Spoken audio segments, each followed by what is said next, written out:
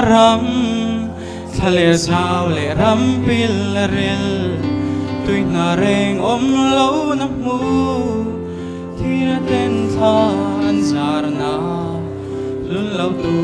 son rama at sao chi no cái sinh nun hi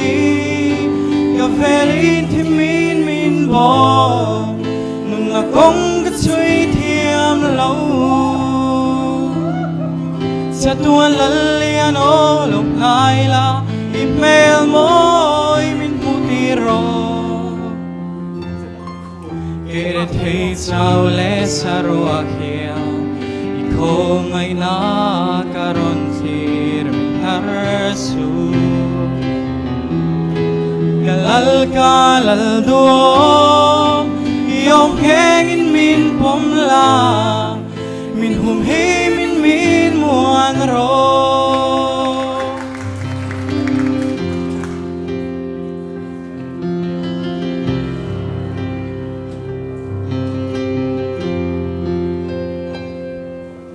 o kalal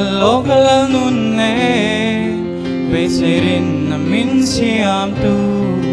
fam kim na kung ramo nga nitinin o min shuai ro Heko vel she o mahia Mangay tureng na ilavi Mariten katam vela O isumin sandam ro Sa tuan lalian o long naila Email mo'y min mutiro Kere thay sao le sa roakia Ko ngay na karon sir min harasu kalal duo